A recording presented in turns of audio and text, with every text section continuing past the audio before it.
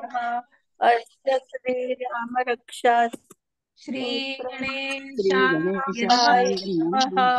अस्य श्रीराम रक्षा स्तोत्र मंत्रस्य स्तोत्रमन्त्रस्य बुधकौशऋषिः बुधकौशऋषिः श्री सीतारामचन्द्रो देवता सीतारामचन्द्रदेवता अनुष्टुप्छन्दः अनुष्टुप्छन्दः सीता शक्तिः सीताशक्तिः श्रीमद्हनुमान कीलकम् श्रीमद्हनुमानकीलकम् श्रीरामचन्द्र प्रीत्यर्थे श्रीरामचन्द्रप्रीत्यर्थे जपे राम योगः अथ स्तोत्रजपे ध्यानम् ध्यायेदाजा धृतशरेणुशम् पद्मपद्मनाभनस्थम् पदपद्मनाभनस्तम् पीतं पीतं वासुदेवसानम् वासुदेवसानम् नवकमलदल नवकमलदल स्पर्धिनेत्रं प्रसन्नं वामारूढ सीता मुखकमलमिद लोचनं नीरदाभम् नानालङ्कारदीप्तं ददतमुरु जटामण्डलं रामचन्द्रम् इति रामचन्द्रम् चरितं चरितं रघुनाथस्य रघुनाथस्य शतकोटिप्रविस्तरम् शतकोटिप्रविस्तरम् एकैकमक्षरं पूसां एकैकमक्षरं महाभारतनाशनम् ध्यात्वा नीलोत्पलश्यामं रामजीवलोचनम् जानकी जानकीलक्ष्मणोपेतं लक्ष्मणाच्युतं जटामुकुटमण्डितम् जटामुकुटमण्डितं साशीलूलधनुर्बाणं पाणिं नक्तं नाटकं जनान्तकं स्वलीलया स्वलीलया जगत्रातु जगत्रातु आविर्भूतं भुजं भजं विभुम् रामरक्षापतेत्राजः रामरक्षापतेत्राज्ञः पापविनीशर्मः सर्वकामदां सर्वकामदाम् श्रीराम श्रीराम मे राघव पातु बालौ बालौ दशरथात्मजः दशरथात्मजः कौसल्येनोक्तः कौसल्येनोक्तः संवातु संवातु विश्वामित्रः प्रियश्रुति प्रियश्रुति घ्राणं पातु पातु भद्राता महत्प्राता मुखं सौमित्रिवत्सलः सौमित्रिवत्सलः जिह्वां विद्यानि विद्यानि पातु पातु कण्ठं कण्ठं भरतवन्दिता भरतवन्दिता स्कन्दौ स्कन्दौ दिव्यायुधं पातु पातु भुजौ भुजौ भग्नेशकार्मुकः भग्नेशकार्मुकः करौ करौ सीतापतिं पातु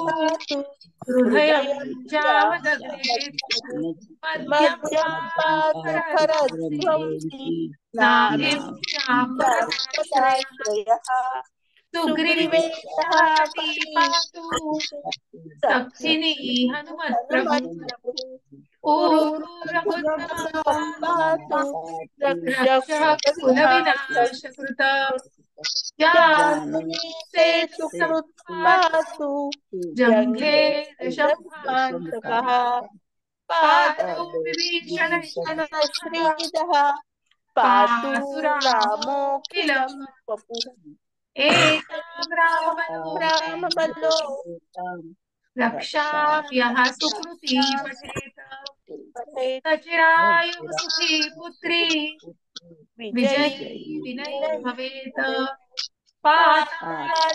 पातालभूतलव्योम पातालभूतलव्योम चारिणश्चत्वचारिणः न दृष्टमपुषास्ते रक्षितं रामनामभिः रामेति नाम रामेति नाम भद्रेति भद्रेति रामचन्द्रेति वा स्मरन् स्मरन् नरो नरो लिप्यते लिप्यते पापैः पापैः भुक्तिं भुक्तिं मुक्तिं च विन्दति जगच्चैत्यैकमन्त्रेण जगच्चैत्रैकमन्त्रेण रामनाम्नाभिरक्षितम् रामनामाभिरक्षितम् यत्कण्ठे धारये तस्य तस्य करस्थाः करस्थाः सर्वसिद्धयः सर्वसिद्धयः वज्रपञ्जरनामेदम् वज्रपञ्जरनामेदम् यो यो रामकवचं रामकवचं स्मरेत् स्मरेत् अव्याहृतम् अव्याहृताद्य सर्वत्र लभते जयमङ्गलम् आदिष्टवान् यथा स्वप्ने स्वप्ने राम राम रक्षामि मां हरः तथा तथा लिखितवान्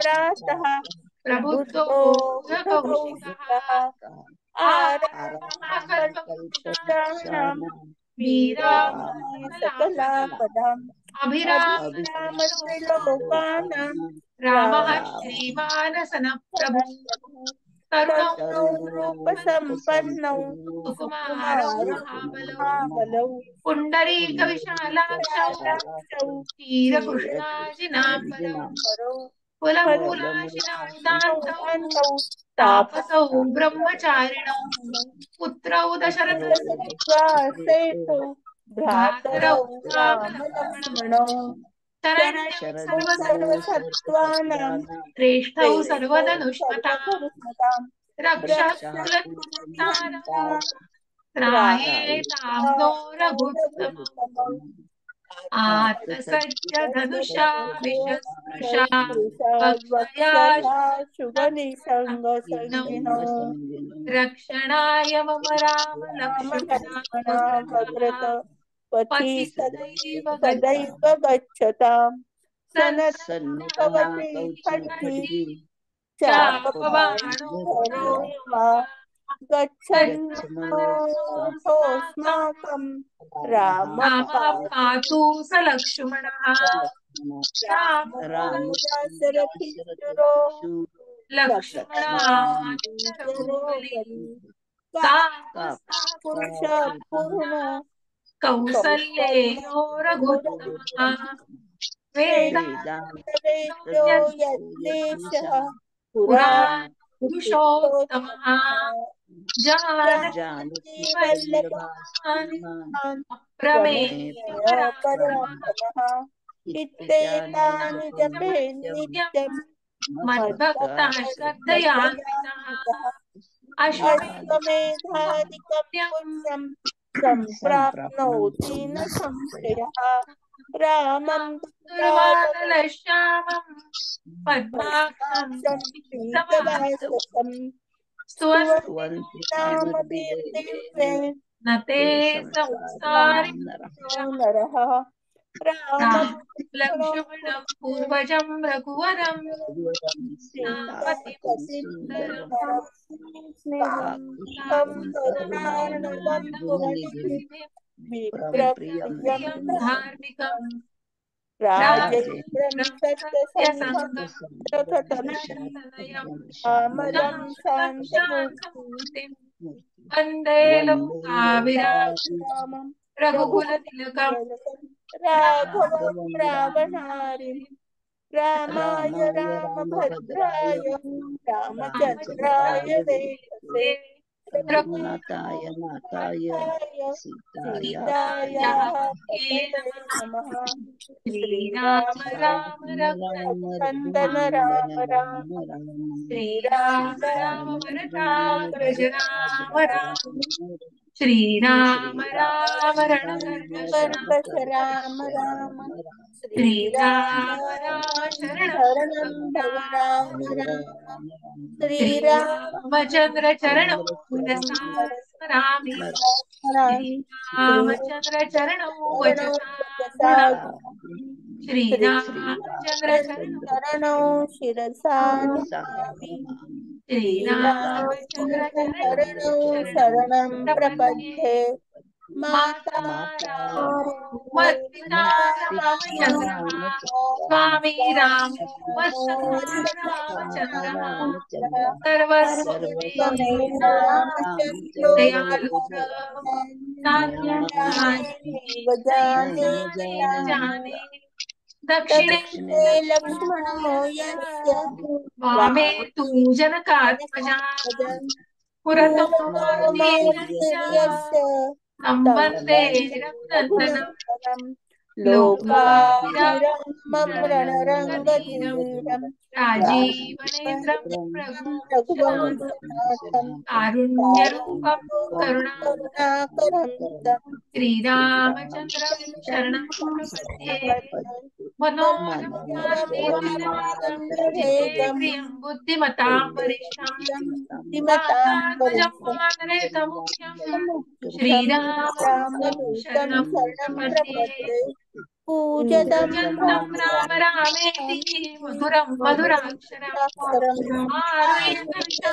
शाखां वन्दे वाल्मीकिकोकिलम् आपदामपहर्तारं आधारं दातारं सर्वसम्पदां सर्वसम्पदां लोकाभिरामं लोकाभिरामं भूयो भूयो भूयो नमाम्यहम् नमाम्यहम् भजनं भजनं विज्ञानं विज्ञानानाम् अर्जनं अर्जनं सुखसम्पदां सुखसम्पदां गर्जनं जनं यमदूतानां यमदूतानां राम रामेति गर्जनं रामं रामं रामो राजमणिपुत्रं जयते रामं रामं रमेशं भजे रमेशं भजे रामेण रामाय निरतं निशाचरचमूं निशाचरचमु रामाय रामाय तस्मै नमः रामात् नास्ति परायणं परतरं रामस्य रामस्य दास्योऽस्त्यहं दास्यम् रामे चित्तयः सदा भवतु मे भवतु मे ओ भो राममुद्धर रामे रामेति रामेति रमे रमे रामे रामे मनोरमे मनोरमे सहस्रनाम सहस्रनाम तत्तुल्यं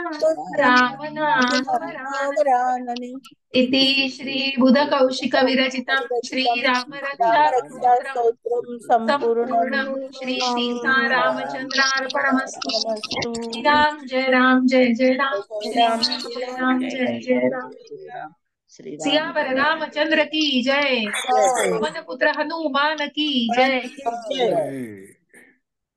हरे कृष्ण हरी बोल हरी बोल खूप छान सर्वांनी खूप सुंदर सपोर्ट दिलाय आणि अशा प्रकारे आपण रामरक्षा स्तोत्र म्हटलंय तर अजून कोणाला काही बोलायची इच्छा आहे तर अजून एक 5 मिनिटं आपण देऊ शकतो मग मी सुरू करते अध्याय हो, हरे हरे कृष्ण माताजी.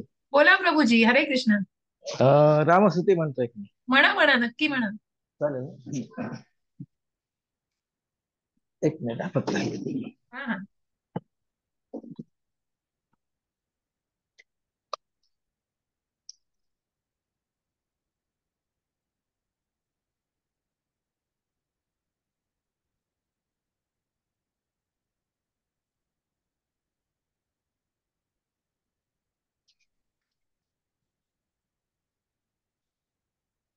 श्रीरामस्तुती. संसार संगे बहुशेणलो मी कृपा करी रे रघुराज स्वामी. प्रारब्ध माझे सहसा टळेना तुझ बिन रामा मद कंटवेना. मन हे विकारी स्थिरता न ये रे त्याचे निसंगे भ्रमते भले रे. अपूर्व कार्य मन हे विटेना तुझ बिन रामा मद कंटवेना. माया प्रपंची बहु गुंतलो रे विशाल व्याधी मध्ये बांधलो रे. देहाभिमाने अति राहावेना तुझ बिन रामा मद कंटवेना. दारिद्र्य दुःखे बहु कष्टलो मी संसार माये त्याची गुंतलो मी. संचित माझे मदला कळेना तुझ बिन रामा मद कंटवेना. लक्ष्मी विलासी बहुसौख्य वाटे श्रीराम ध्याता मनी कष्ट मोते. प्रपंच वार्ता वंदता बिटेना तुझ बिन रामा मद कंटवेना. अहोरात्र धंदा करिता पुरेना प्रारब्ध योगे मद राहावेना. भव दुःख माझे कधीही टळेना तुझ बिन रामा मद कंटवेना. तीर्थासी जाता बहु दुःख वाटे विषयांतरी राहुनी सौख्य वाटे. स्वहित माझे मदला कळेना तुझ बिन रामा मद कंटवेना. मी कोठोनी कोण आलो कसा हो स्त्रीपुत्र स्वप्नातची गुंतलो हो. ऐसे कळनी मन हे विटेना तुझ बिन रामा मद कंटवेना. असत्य वाक्याने मुखात झालो अदत्त दोषे दुःखी बुडालो. अपूर्व करणी कशी आठवेना तुझ बिन रामा मद कंटवेना. अब्रह्ममूर्ती भज राम सिंधू चैतन्य स्वामी निधीन बंधू. अभ्यंतरी प्रेम मनी ठसेना तुझ बिन रामा मद कंटवेना. विश्रांती देही अनुमात्र नाही कुळाभिमाने पडलो प्रवाही. अशातुनी दूर कधी कळेना तुझ बिन रामा मद कंटवेना. विषयी जनानी मद आळविले प्रपंच पाशातची बुडविले. स्वहित माझे मदला दिसेना तुझ बिन रामा मद कंटवेना. नरदेह दोषा वर्णो किती रे उच्चाट माझे मनी वाटती रे. लल्लाट रेषा कधी पालटेना तुझ बिन रामा मद कंटवेना. मजला अनाथा प्रभू तुची दाता मी मोडकी जाण असेची आता. दासा मनी आठ बिरसेना तुझ बिन रामा मद कंटवेना. ओम तत्स श्रीकृष्ण अर्पण मस्तु. हरे कृष्ण माताजी. हरे कृष्ण खूप छान प्रभूजी हरी बोल जय हा श्रीराम तुम बाकी सर्वांचं पण छान झालं ऐकलं मी सर्व. हरे मी आता खूप जस्ट घरी आलो आणि म्हटलं बोलूया. हो हो खूप छान प्रभूजी खूप छान हरे सगळ्यांचा हरे कृष्ण. सगळ्यांचा सहभाग खूप सुंदर वाटलं आणि खूप छान संपन्न झालाय. रीना माताजींचा परवाच मानस होता, तर अशा प्रकारे आपण आज साजरा केलाय माताजी. आणि आपण हा इथे अजून कुणाला काही म्हणायचं नसेल तर आपण एक गाणं म्हणायचं का माताजी, एक भजन? कुठलं भजन माझं ती? भजन हरे म्हणजे कृष्ण अच्युतम माताजी. केशवमचं गाणं आहे माताजी. म्हणा म्हणा म्हणा, एवढं म्हणूया हरे आणि कृष्ण मग आपण माताजी. अध्यायाला सुरुवात करू. बोला प्रभू माताजी. हरे कृष्ण माताजी. हनुमान चालीसा पण म्हणायचे. हो म्हणूया ना. चला आज आपण अध्याय थोडा घेऊया आणि आपण आज नक्कीच हा उत्सव साजरा करतोय. सगळ्यांना उत्सुक खूप वाटतंय, तर नक्कीच मला कोणालाच काही नकार म्हणायचा नाहीये. नक्कीच आपण म्हणूया. सगळी आपण त्या भगवंत माताजींचं भजन, करतोय. त्या माताजींचं भजन झालं की हनुमान चालीसा म्हणूया. नक्की नक्की म्हणा रीना माताजी. अच्युतं केशवं कृष्ण दामोदरं राम नारायणं जानकी वल्लभम्। अच्युतं केशवं कृष्ण दामोदरं राम नारायणं जानकी जानकी वल्लभम्। वल्लभम्। कौन कहते हैं भगवान आते नहीं, कौन कहते हैं भगवान भगवान आते नहीं, मीरा के जैसे तुम बुलाते नहीं, मीरा के जैसे तुम बुलाते नहीं। अच्युतं केशवं कृष्ण दामोदरं राम नारायणं जानकी वल्लभम्। कौन कहते हैं भगवान खाते नहीं, कौन कहते हैं भगवान खाते नहीं, तुम बेर शबरी के जैसे खिलाते नहीं, तुम बेर शबरी के जैसे खिलाते नहीं। अच्युतं केशवं कृष्ण दामोदरं राम नारायणं जानकी वल्लभम्। राम नारायणं जानकी वल्लभम्।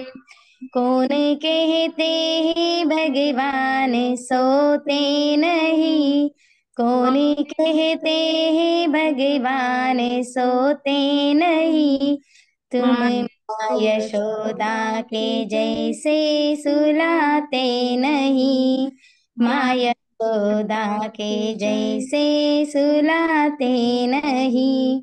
अच्युतं केशवं कृष्ण दामोदरं राम नारायणं जानकी वल्लभम्। राम नारायणं जानकी वल्लभम्। कौन कहते हैं भगवान नाचते नहीं, कौन कहते हैं भगवान नाचते नहीं, तुम गोपियों की तरह तुम नचाते नहीं, गोपियों की तरह तुम नचाते नहीं। अच्युतं केशवं कृष्ण दामोदरं राम नारायणं जानकी वल्लभम्। राम नारायणं जानकी वल्लभम्। याद आएंगी उनको कभी ना कभी, याद आएंगी उनको कभी ना कभी, कृष्ण दर्शन तो देंगे कभी ना कभी, कृष्ण दर्शन तो देंगे कभी ना कभी। हरे कृष्ण माताजी। राम गाते चलो कृष्ण गाते चलो, राम जानकी वल्लभम्। हरे कृष्ण. हरी बोल हरी बोल. खूप छान. हनुमान चालीसा म्हणूया आपण. चला चालेल. हरे कृष्ण माताजी. दर्शनवरून मला एक दर्शनचं भजन आठवलं म्हणून. म्हणा म्हणा म्हणा माताजी. दर्शन दे रे दे रे भगवंता दर्शन दे रे, दे रे भगवंता किती अंत आता पाहासी अनंता, किती अंत आता पाहासी अनंता, दर्शन दे रे, दे रे भगवंता. माय पित्याची सेवा पुंडलिकाची, माय पित्याची सेवा पुंडलिकाची, भक्ती पाहिली तू गोऱ्या कुंभाराची, भक्ती पाहिली तू गोऱ्या कुंभाराची, तैसे एने व्हावे तुझे तू कृपावंता, तैसे एने व्हावे तुझे कृपावंता, दर्शन दे रे, दे रे भगवंता, दर्शन दे रे, दे रे भगवंता. ऐकताच वाणी संत चोखोबांची, ऐकताच वाणी संत चोखोबांची, साक्षात प्रगटे मूर्ती विठ्ठलाची, साक्षात प्रगटे मूर्ती विठ्ठलाची, ऐसे दान देसी तुझ्या प्रिय संता, ऐसे दान देसी तुझ्या प्रिय संता, दर्शन दे रे, दे रे भगवंता, दर्शन दे रे, दे रे भगवंता. तूच जन्मदाता तूच विश्व करता, तूच जन्मदाता तूच विश्व करता, मन शांत होई तुझे गुण गाता, मन शांत होई तुझे गुण गाता, हीच एक आशा पुरवी तू आता, दर्शन दे रे, दे रे भगवंता, दर्शन दे रे, दे रे भगवंता. हरे कृष्ण माताजी, हरे कृष्ण.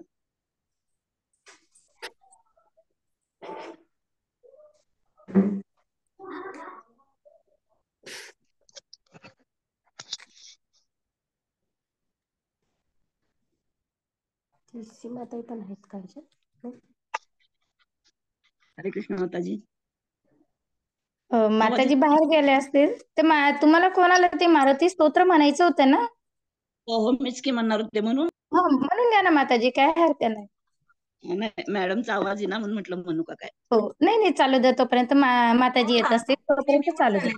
ओके ओके, आपण हो आले म्हणूया माताजी. हनुमान चालीसा म्हणूया, सुरू करूया. हो हो हो हो, मी सुरू करू माझ्या म्हणजे स्तोत्रापासून सुरू करू.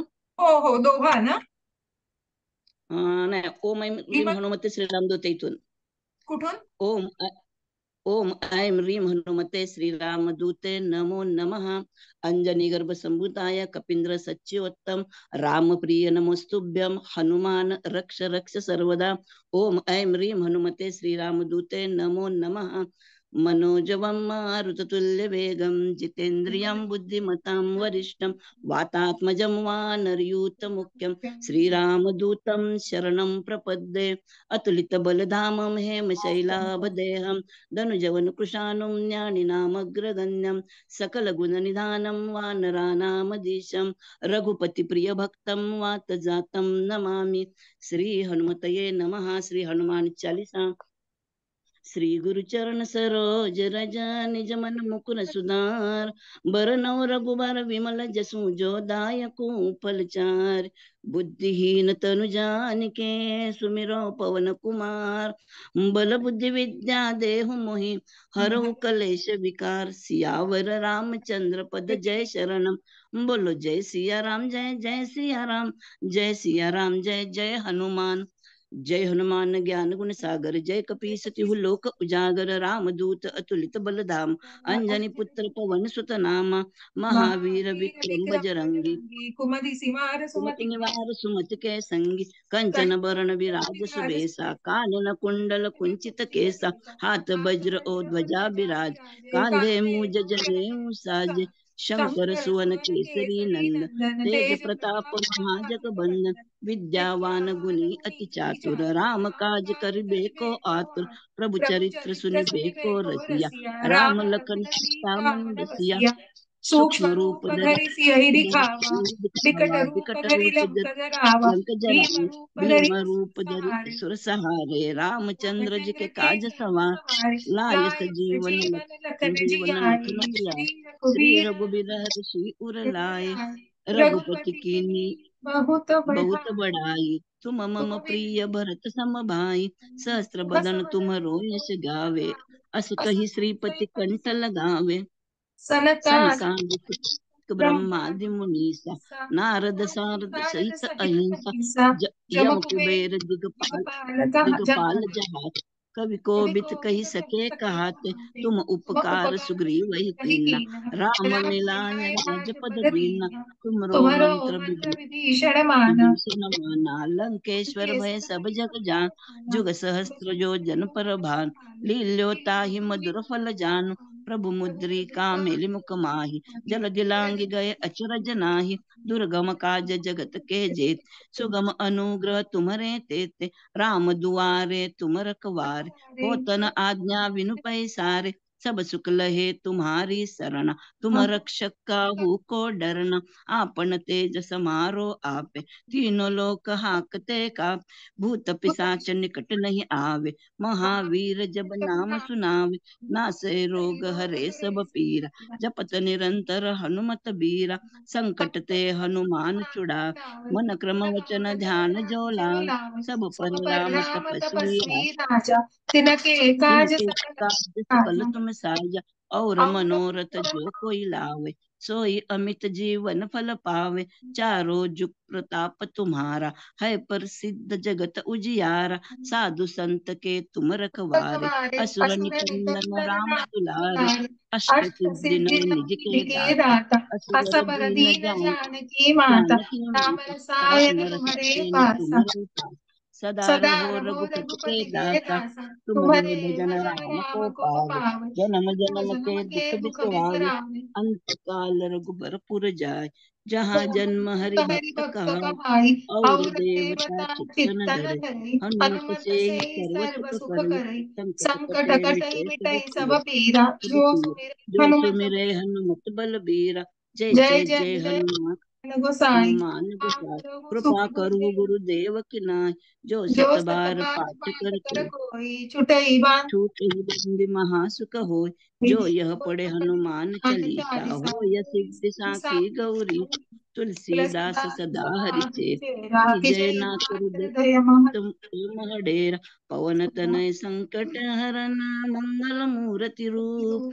राम लखन सीता सही हृदय बसो सुरभूप सियावर रामचंद्र पद जय शरणम बोलो जय सिया राम जय जय सिया राम जय सिया राम जय जय जय जय हनुमान श्री हनुमान चालीसा श्री हनुमतये चरणी अर्पणमस्तु नमस्तु जय हनुमान पवन पुत्र हनुमान की जय जय हो हरे बोल एक सेकंद द्या मला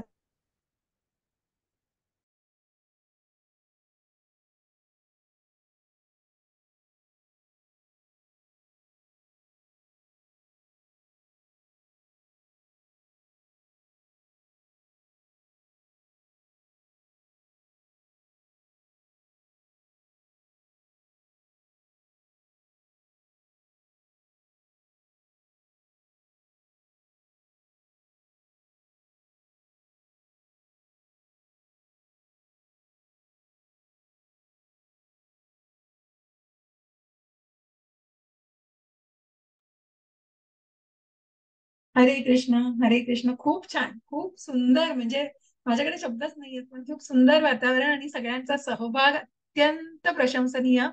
आणि खूप सगळ्यांचं अभिनंदन. रीना माताजी तुम्ही सुरुवात केली, सुनील प्रभूजी, माधुरी माताजी, भारती माताजी, खूप छान सगळ्यांचा सहभाग. वर्षा माताजी, किरण प्रभूजी पण खूप सुंदर श्रवणमचं काम करतायत प्रभूजी. तीही एक सुंदर तो सहभाग आहे. तर खूप छान. किरण प्रभूजी काही बोलायचं आहे तुम्हाला? हरे नाही, कृष्ण प्रभूजी. हरे कृष्ण माताजी. बोलणं म्हणजे फक्त आज खूप छान वाटलं. सगळ्यांचा सत्संग अशा प्रकारे मिळालं हे किती छान, भाग्याची गोष्ट आहे आज. किती छान. एकदम. खरंच खरंच.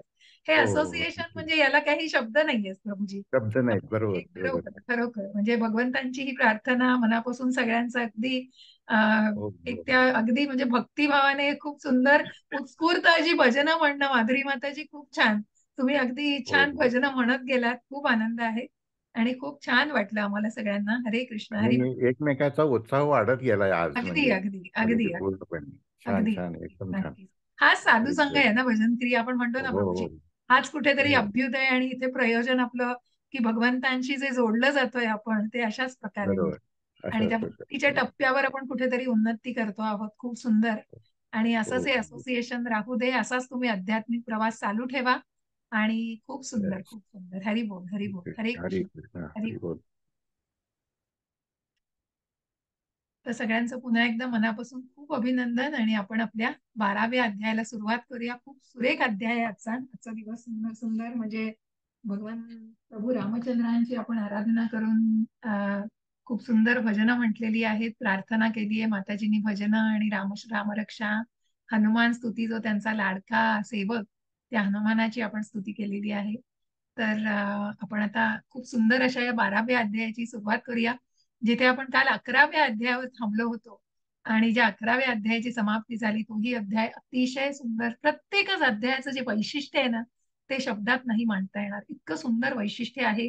आणि भगवंतांचं हे जे ज्ञान आहे, त्या ज्ञानाची म्हणजे ते ज्ञानाचा ओघ हा असाच वाढतोय. आणि भगवंत ज्ञान देत आहेत, जे प्रभुपादांनी खूप सुंदर आणि सुलभपणे आपल्या तात्पर्यात दिले. अगदी म्हणजे प्रभुपाद आपल्याशी बोलतायत हो, इतकं सुंदर आहे त्या तात्पर्य. म्हणजे खरोखर वाचताना असं वाटतं की प्रभुपाद आपल्याशी बोलतायत. म्हणून प्रभुपादांनी जे लिहिलंय ना, की माझ्या पुस्तकातनं मी तुमच्या बरोबर आहे. आणि खरोखर म्हणजे की तुम्ही ते तात्पर्य वाचत जा, इतकं सुलभ आहे. म्हणजे जसा अध्याय पूर्ण होतो तसा सगळ्यांना अगदी मनापासून सांगणं आहे की अगदी भगवद्गीता म्हणजे अगदी पहिल्या शब्दापासून ते मग जसं ते विवेचन सुरू होतं आणि जसं त्याचं मनोगत आहे, जे काही प्रत्येक प्रस्तावना आहे, तेव्हापासून सगळं वाचत जा. इतकं सुंदरपणे प्रभुपादांनी त्याचं वर्णन केलेलं आहे. आणि ते सगळं वाचण्यामध्ये एक वेगळं महात्म्य आहे. तर नक्की म्हणजे भगवद्गीतेचं महात्म्य खूप थोर आहे, की त्याला शब्द नाहीयेत. आणि त्या अनुषंगानेच मी हे सांगते आहे. तर नक्की तुम्ही सगळ्यांनी ही वाचा. प्रत्येक वेळी म्हणून भगवद्गीता वाचणं, कारण आपण हे तात्पर्यासह म्हणूनच प्रत्येक श्लोक, मी कुठलाही श्लोक कमी करत नाही. मग पुढच्या टप्प्यांवर भक्तिशास्त्री, मग त्या 3ऱ्या-4थ्या टप्प्यावर फक्त 3 आपण पुढची म्हणजे खूप महत्वाच्या 3 पुस्तकांचा अभ्यास करतो. ईशोपनिषद आहे, भक्ती रसामृत सिंधू आणि उपदेशामृत. ती ही खूप सुंदर भगवद्गीतेशीच संलग्न अशी ही पुस्तकं आहेत, ज्याचा आपण अभ्यास करतो. आणि मग भक्तिशास्त्री या 5व्या टप्प्यावरती पुन्हा भगवद्गीता सखोल अशी शिकवली जाते. तिथे मग पुन्हा फिलॉसॉफिकल आणि दोन्ही म्हणजे तत्वज्ञिक दृष्टिकोन जो आपण म्हणतो ना, की तात्विक दृष्टिकोन रादर, जो फिलॉसॉफिकल आपण म्हणतो, मग त्या प्रत्येक याच्यामध्ये कशा प्रकारे पहिल्या अध्यायापासून ते 18व्या अध्यायापर्यंत त्याला तो फिलॉसॉफिकल अँगलनी आणि सगळ्या प्रकारे, आणि मग त्याचे जे काही इंटरॅक्शन, मग ते अजून त्या स्तरावरती शिकलं जातं. तर तोच प्रयत्न आहे की दुसऱ्या टप्प्यावरती आपण पहिल्या टप्प्यापेक्षा जास्त सखोल जाऊन कुठेतरी प्रत्येक श्लोक, म्हणून मी ते कुठलाच श्लोक मला स्किप करा असं वाटत नाही, की प्रत्येक श्लोकाचं महत्व. म्हणून 11व्या अध्यायात ते पुन्हा पुन्हा तेच उल्लेख आहेत, इव्हन 10व्या अध्यायात विभूती आहेत, पण त्या श्लोकाचं जे महत्व आहे त्यात दॅट गिव्हज अन ऑथेंटिसिटी. ते जे एक प्रकारचा भगवंतांनी त्यांच्या स्वमुखातून सांगितलेले हे वाक्य आहेत आणि हे ज्ञान आहे, आणि त्याची ऑथेंटिसिटी ही तितकीच आहे. म्हणून या श्लोकांचं महात्म्य खूप थोर आहे. आपण भले आपण प्रभुपादांचं अनुवाद आणि तात्पर्य तर वाचतोच आहोत, परंतु प्रभुपाद स्वतः सांगतात आणि म्हणूनच पुढे भक्तिशास्त्रीच्या टप्प्यावर सुद्धा अनेक श्लोकांचं आपल्याला पठण करून आपल्याला ते आत्मसात केलं जातं आणि आपल्याला ते मेमराईज करायला लागतं आणि मग चिंतन करून आपल्याला ते त्याचा पाठ करून आपल्याला म्हणायला लागतात, कारण त्या श्लोकांचं तितकं महात्म्य आहे. मग 12वा अध्याय 15वा अध्याय हे तर आपण म्हणतो की अगदी बऱ्याच जणांचे मुखोद्गत पण असतात. जसे आपल्याला लहानपणापासून मला आठवतं आम्हाला शाळेमध्ये गीता 12वा अध्याय 15वा अध्याय हे अभ्यासाला असायचे आणि मग त्याचं पाठांतर आणि मग त्या वयामधलं त्याचं ते कळणं आणि ते आकलन करून पाठांतर करणं एक वेगळा तो अनुभव असतो. आणि त्याच प्रकारे म्हणून आता जे आपल्यापर्यंत हे ज्ञान आलेलं आहे, हे भगवंतांचं हे ज्ञान तुमच्यापर्यंत पोहोचवण्याचा हा प्रामाणिक प्रयत्न याच माध्यमातून असतो. आणि म्हणून दुसरं तिसरं काही नाही तर भगवद्गीता जशी आहे तशी हे प्रभुपादांचं पुस्तक. मग मी इथे कुठेतरी खरंच ज्या स्लाइड्स मी बनवेन, कदाचित आम्ही मराठीमध्ये बनवू त्या वापरल्या जातील, पण कुठल्याही मी इंग्लिश स्लाइडचा म्हणून तो वापर कमी केला आणि तो रादर मी बंदच केला. कारण तिथे कुठेतरी मग ते कुठेतरी ते पुन्हा आहे फिलॉसॉफिकल बऱ्याच काही काही स्लाइड्स आहेत ज्या तुम्हाला वेगळ्या दृष्टीने मग तो अँगल एक वेगळा असू शकतो, पण जिथे तात्पर्यातच प्रभुपादांनी इतकं सुंदर एक्सप्लेन केले ते वाचूनच म्हणून तो तुम्हाला तुमच्याशी चर्चा करण्याचा आणि ते निरूपण करण्याचा हा एक अगदी प्रयत्न असतो, प्रामाणिक प्रयत्न आहे. तर आता अशा या 11व्या अध्यायावर आपण थांबलो, जिथे भगवंतांनी म्हटलंय की अनन्य भक्तीने जो भगवंतांना शरण जातोय आणि म्हणून जो भक्त भगवंतांना त्या भगवान रूपामध्ये बघू शकतो. म्हणून ज्या अर्जुनाने मग जो अर्जुन अतिशय व्याकुळ झाला जेव्हा भगवंतांनी आपलं अद्भुत रूप अर्जुनाच्या विनंतीने अर्जुनाला ते दाखवलं, पण त्याच्या सामान्य चक्षुंनी नाही, तर भगवंत म्हणाले ह्यासाठी तुला दिव्य दृष्टीची गरज आहे. आणि म्हणून भगवंतांनी ती दिव्य दृष्टी देऊ केली अर्जुनाला आणि त्या दिव्य दृष्टीने अर्जुनाने त्या अद्भुत रूपाला बघितलंय, त्याचं दर्शन घेतलेलं आहे. ते सगळं झालं, ती इच्छा होती ती पूर्ण झाली, परंतु अर्जुन म्हणतोय की हे सगळं बघून सुद्धा माझं मन कुठेतरी व्याकुळ झालंय, भरून आलंय, जड झालेत अर्जुनाचे शब्द, कारण अर्जुनाला भरून आलेलं आहे. आणि म्हणूनच अर्जुन त्या सगळ्या व्याकुळतेमध्ये म्हणतोय की मला तुमच्या परमात्मा रूपात मला तुम्ही तुमचं परमात्मा रूप, तुमचं जे वैकुंठातील परमात्मा 4 भुजाधारी रूप आहे ते तुम्ही मला दाखवा, ही विनंती अर्जुन करतोय. आणि मग त्या परब्रह्म त्या परमात्मा रूपामध्ये भगवंत येत आहेत. पण त्यानंतर भक्त्यात वनन्नया हो, मग जो भक्त आहे ना त्या भक्ताला भगवंत त्या भगवान रूपामध्ये प्रकट होता तो भक्तासमोर. आणि म्हणून त्या अर्जुनासमोर भगवंत त्या मनुष्य रूपामध्ये प्रकट होत आहे आणि त्या मनमोहक अशा श्यामसुंदर रूपाशी अर्जुन जोडला गेलेला आहे. कारण अर्जुन हा भगवंतांचा लाडका भक्त, लाडका शिष्य, सखा आहे.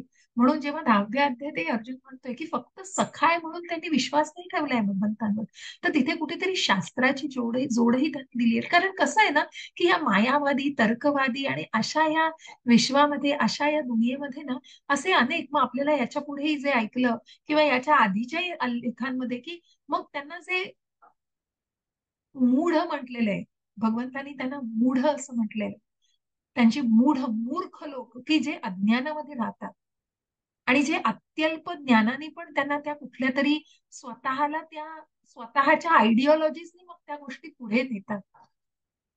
म्हणून अशा लोकांपासून 4 हात लांब, की अशा लोकांची संगती नको. आणि म्हणून भगवंतांच्या ज्या भगवान रूपाशी जोडायचंय तर ते फक्त भक्तच जोडू शकतो, जे आपण शेवटच्या ज्या पॅरेग्राफ मध्ये म्हटलेलं आहे.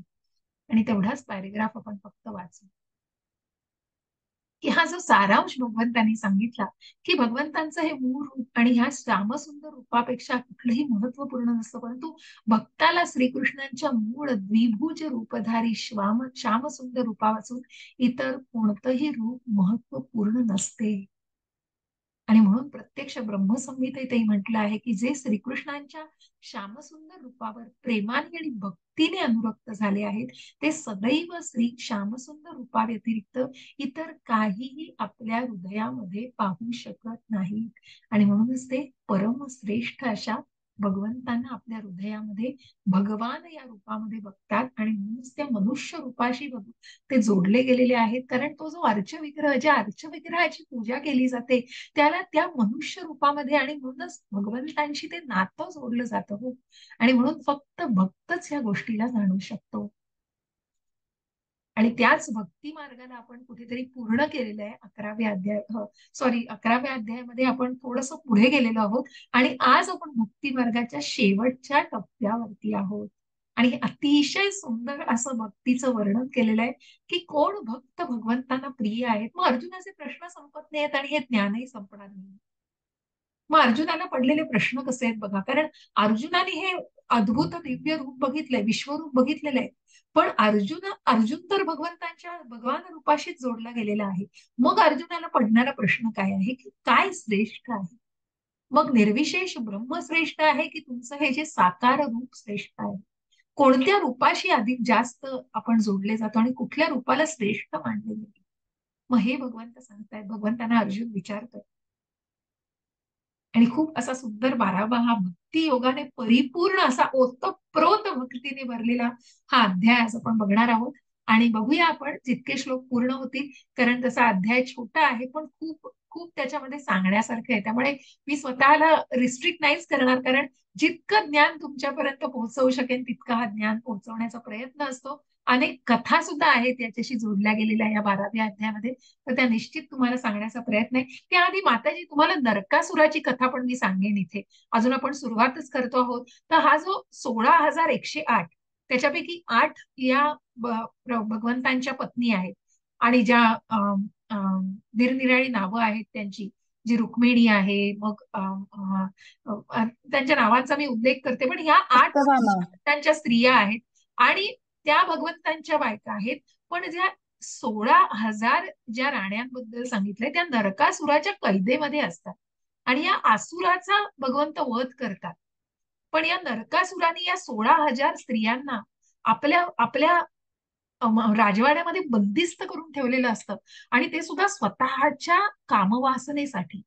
आणि म्हणूनच त्यांच्यावरती ती वेळ आलेली असते आणि म्हणून त्या स्वरूपामध्ये त्या बंदिवान असतात नरकासुरामध्ये आणि त्यांच्यावर त्या प्रकारचे अत्याचार केले जातात.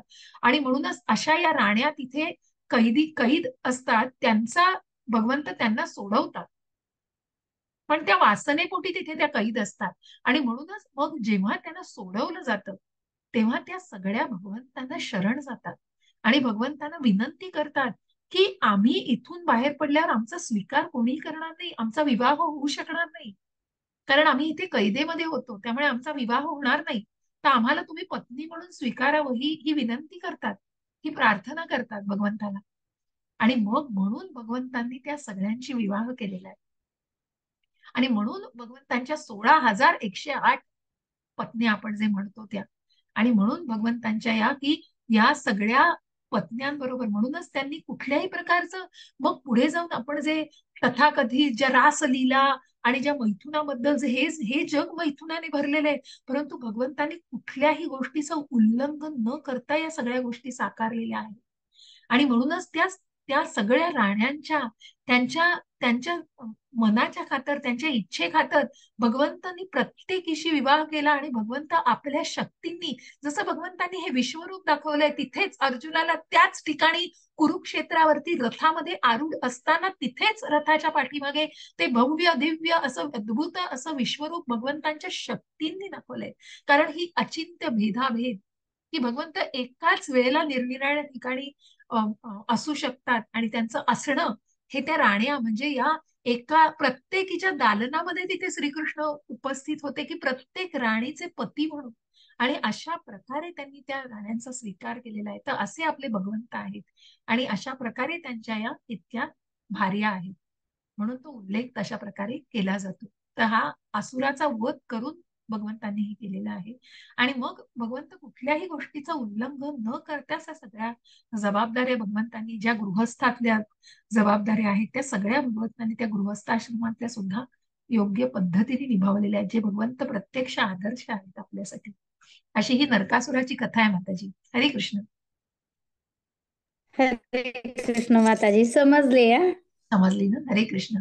मग त्या पत्नींची नावं पण मी सांगेन की सत्यभामा, या सगळ्या भगवंतांच्या पत्नी आहेत, तर त्या 8 पत्नी 8 भार्या आहेत भगवंतांच्या, आणि त्याच्या व्यतिरिक्त या ज्या 16,000 सगळ्या त्या राण्या आहेत, म्हणून 16,108 भार्या आहेत भगवंतांच्या. हरे कृष्ण. हो हरे कृष्ण. हरे कृष्ण. तर आपण सुरू करूया अध्याय 12वा, भक्तियोग, श्रीकृष्णांची प्रेममयी सेवा. प्रेममयी, हो, इथेच श्रद्धेचा जो शेवटचा टप्पा आहे ना, श्रद्धा, साधू संग, भजन क्रिया, अनर्थ निवृत्ती, रुची, निष्ठा, भगवंतांशी आसक्ती, भगवंतांप्रती आसक्ती, भावभक्ती आणि प्रेम भक्ती. म्हणून हा जो भक्तीचा मार्ग आहे हा सगळ्यात सुलभ, आणि सगळ्यात सुलभ म्हणण्यापेक्षा तो म्हणायला सुलभ आहे हो, पण तो तितकाच सगळ्या गोष्टींनी की तुम्हाला कशा प्रकारे त्या टप्प्यांवरनं जायचंय, त्या प्रेममयी टप्प्यापर्यंत जाईपर्यंत तुम्हाला त्या अनर्थ निवृत्ती म्हणजे काम, क्रोध, लोभ या तिघांना तर तुम्हाला कुठेतरी कंट्रोल करायचंय, आणि त्याच प्रकारे म्हणजे मद, मोह, मत्सर या सगळ्या षड्रिपूंपासून स्वतःला निवृत्त करायचं आहे, आणि कशा प्रकारे भगवंतांप्रती आसक्ती, आणि या सगळ्यापासून अनासक्त होऊन भगवंतांप्रती आसक्ती, अशी ही प्रेममयी सेवा. मग ह्या सेवेमध्ये भगवंतांनी या सुंदर अशा अध्यायामध्ये खूप ऑप्शन्स दिले. तो भगवंत आपले खूप फ्लेक्झिबल आहे, आणि म्हणूनच भगवंतांनी खूप ऑप्शन्स दिले. भगवंत म्हणतात तू अशी भक्ती करू शकत नसशील तर या प्रकारची कर, त्या प्रकारे करू शकत नसशील तर अजून वेगळ्या प्रकारे, आणि अशा प्रकारे भगवंतांनी सगळ्यांचा स्वीकार केलेला आहे. आणि भक्तीमध्येही भगवंतांनी बरेच ऑप्शन्स दिलेले आहेत. मग तुम्ही निश्चित फक्त तुमची इच्छा हवी हो, मनामध्ये इच्छा आहे तिथे मार्ग आहे. आणि म्हणून आपण या भक्तीच्या मार्गावरती खूप सुंदर अशा या गोष्टींना जाणून घेण्याचा प्रयत्न करणार आहोत. भक्तियोग, श्रीकृष्णांची प्रेममयी सेवा. अर्जुनाला प्रश्न पडलेला आहे म्हणून अर्जुन विचारतोय भगवंतांना. अर्जुन उवाच एवं सततयुक्ता ये भक्तास्त्वां पर्युपासते ये चाप्यक्षरम व्यक्तम तेषां के योगवित्तमाः. हरे कृष्ण. माताजी वाचा, लीना माताजी वाचा. हरे कृष्ण. ज्यांना वाचायची संधी हवी असेल हँड रेज करा, आपण सगळ्यांनी एक एक टर्न घेऊन वाचा, काही हरकत नाही. हरे कृष्ण माताजी. हरे कृष्ण. अर्जुनाने पृच्छा केली, जे तुमच्या भक्तीमध्ये योग्य रीतीने सदैव संलग्न झालेले आहेत आणि जे अव्यक्त निर्विशेष ब्रह्माची उपासना करतात, त्यापैकी कोणाला अधिक परिपूर्ण मानण्यात येते. हरे कृष्ण माताजी. हरे कृष्ण. मग इथे बरेच तात्पर्यामध्ये आपल्याला बऱ्याच खोल स्वरूपामध्ये बऱ्याच गोष्टी दिलेल्या आहेत भगवंतांनी, आणि भगवंत इथे सांगतायत. तर यापैकी ज्या काही गोष्टी या श्लोकाशी ज्या आधारित आहेत, तर इथे भगवंतांनी सांगितलेलं आहे या श्लोकामध्ये की अर्जुन भगवंतांना विचारतायत की जे निर्विशेष ब्रह्माची, मग ज्या निराकार रूप, मग 2 रूप भगवंतांनी सांगितलेली आहेत. इथे या योग्यांचं 2 प्रकारे वर्गीकरण करता येतं. भक्तांचे आणि योगीजनांचं विवरण केलेले आहे. सामान्यतः या योग्यांचे 2 प्रकारे वर्गीकरण करता येते. ते म्हणजे एक काय, निर्विशेषवादी म्हणजे निराकारवादी, आणि दुसरे सविशेषवादी म्हणजे साकारवादी. निर्विशेषवादी जे निर्विशेष निराकार या ब्रह्म म्हणजे कुठलंही भगवंतांचं रूप जे ज्या स्वरूपाला मानत नाही, आणि म्हणून ते निराकारवादी आहेत. मग ते भगवंतांच्या संलग्नतेमध्ये आहेत, पण त्या निराकार ब्रह्माशी जोडले गेलेले आहेत. आणि हे जे साकारवादी आहेत ते भगवान रूपाशी जोडले गेलेले आहेत, ते भक्त आहेत भगवंतांचे. मग साकारवादी भक्त संपूर्ण शक्तीने स्वतःला भगवत सेवेमध्ये संलग्न करतो. निर्विशेषवादी सुद्धा स्वतःला प्रत्यक्ष कृष्ण सेवेमध्ये नव्हे तर अव्यक्त निर्विशेष ब्रह्माचे ध्यान करण्यात संलग्न करतो. मग तिथे मिसिंग काय आहे? तिथे मिसिंग कृष्ण भावना आहे, कारण त्या निर्विशेष ब्रह्माचं ध्यान करतो. आणि म्हणून या अध्यायामध्ये आपल्याला आढळतं की परम सत्याच्या साक्षात्कारासाठी असणाऱ्या निरनिराळ्या योग पद्धतींमध्ये भक्तियोग हा सर्वश्रेष्ठ योग आहे. जर मनुष्याला भगवंतांच्या सहवासाची इच्छा असेल तर त्याने भक्तियोगाचे पालन करणे अत्यावश्यक आहे.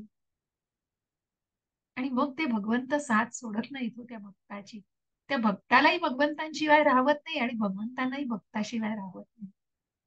कारण भगवंत तर आपले भक्त वत्सल आहेत. भगवंत आलेच या पृथ्वीवर येतात कारण त्यांना ह्या आसुरांचा वध करायचा आहे. मग परित्राणाय साधूनां विनाशाय च दुष्कृतां धर्म संस्थापनार्थाय संभवामी युगे. प्रत्येक युगात ते येत आहेत, पण त्यांनी त्यांना असुरांचं वध करण्यासाठी येण्याची खरंच काही गरज नाही, कारण ते कुणाला एका आज्ञेने ते सांगू शकतात हो, की त्यांच्या आज्ञेने ते, जसे he is a supreme head, हे सर्वोच्च नियंत्रक आहेत, मग ते देवी देवतांना तसे आदेश देऊ शकतात. परंतु नाही, ते भक्त वत्सल आहे आणि म्हणून भक्तांचा सहवास त्यांना प्रिय आहे. ज्या भावाग्रही जनार्दनाला आपण बघितलं 9व्या अध्यायात, पत्रम पुष्पम फलम तोयम योमे भक्त्या प्रयच्छति. भगवंतांची पूजा काही खूप कठीण नाही हो. भगवंतांना एक फळ, फूल, पान किंवा एक पळीभर पाणी, पण तो जो भाव आहे ना, तो भक्तीचा, प्रेमाचा. भगवंत भक्तीचे भुकेले, प्रेमाचे भुकेले आहेत. म्हणून त्या विदुराच्या पत्नीने जरी भगवंतांना साल खाऊ घातलं, त्या शबरी मातेने प्रभू रामरायांना जरी उष्टी बोरं खाऊ घातली, तरी भगवंतांनी त्याचा स्वीकार केलेला आहे. राम कृष्ण वेगळे नाही, राम आनंद आहे. कृष्ण सर्वांचे आकर्षणारे आहेत, सर्वांना आकर्षणारे आहेत. म्हणूनच आपल्या या महामंत्रामध्ये हरे कृष्ण कृष्ण कृष्ण हरे हरे, हरे राम राम राम हरे हरे. आणि ही जी राधा राणी आहे ती आपल्याला या कृष्णाच्या भक्तीमध्ये ठेवते. म्हणून या श्लोकाला आळवायचं आणि म्हणून हे नामस्मरण आहे भगवंतांचं. आणि म्हणून या भक्तीच्या मार्गावरती, कारण हा भक्त आहे ना, तो भगवंतांसाठी विशेष आहे. आणि म्हणून या भक्ती योगाचं पालन करणं अत्यावश्यक आहे. भक्तीद्वारे भगवंतांची प्रत्यक्ष सेवा करणाऱ्यांना सविशेषवादी असं म्हटलं जातं, म्हणजे साकारवादी. जे निर्विशेष ब्रह्मावर ध्यान करतात त्यांना निर्विशेषवादी म्हटलं जातं. या दोघांपैकी कोणती स्थिती अधिक उत्तम आहे हे अर्जुन या श्लोकात विचारित आहे. कारण मग कसं आहे, आपण 3 टप्प्यात भगवंतांना बघितलं, ब्रह्म, परमात्मा आणि भगवान. मग ब्रह्मरूप जे आहे हे भगवंतांचं तेज आहे, भगवंतांपासून निघणारं तेज, प्रकाश, चैतन्य भगवंतांचंच रूप आहे, परंतु ते त्या स्वरूपामध्ये आहे. आणि मग ज्या पुढच्या टप्प्यावरती काही जण जात आहेत ते परमात्मा रूपाशी निगडीत आहे. चतुर्भुज रूप, जे वैकुंठातलं रूप आहे भगवंतांचं, आणि त्याच्या पलीकडे जे गोलोकातलं रूप आहे, गोलोक वृंदावनातलं जे स्वरूप आहे, ते भगवंतांचं श्यामसुंदर हे मनुष्य रूप आहे. आणि म्हणून मग अर्जुनाला प्रश्न पडलाय की जे निराकारवादी श्रेष्ठ आहेत का साकारवादी श्रेष्ठ आहेत? मग या दोघांपैकी कोणती स्थिती अधिक उत्तम आहे हे अर्जुन या श्लोकात विचारित आहे. परमसत्याचा साक्षात्कार होण्यासाठी निरनिराळे मार्ग आहेत. म्हणजेच काय? Self realisation. तू शरीर नाही, तू आत्मा आहेस. मग तू आत्मसाक्षात्कारी जी भावना आहे त्या भावनेच्या रिअलायझेशनसाठी, ती भावना त्या भावित होण्यासाठी हे निरनिराळे मार्ग आहेत. परंतु या अध्यायात श्रीकृष्ण सांगतात की भक्तियोग हा सर्वोत्तम मार्ग आहे. हा प्रत्यक्ष आणि भगवंतांचे सान्निध्य प्राप्त करण्याचा सहज सुलभ मार्ग आहे. म्हणून मग जेव्हा कर्मयोगातून, ज्ञान योगातून, अष्टांग योगातून आपण जाऊ पुढे, आपण निश्चितच त्या निष्काम कर्मयोगातून आणि त्या अष्टांग योगातून आपण नक्कीच भगवंतांशी जोडले जातो. पण आपल्याला सांगितले अष्टांग योग तर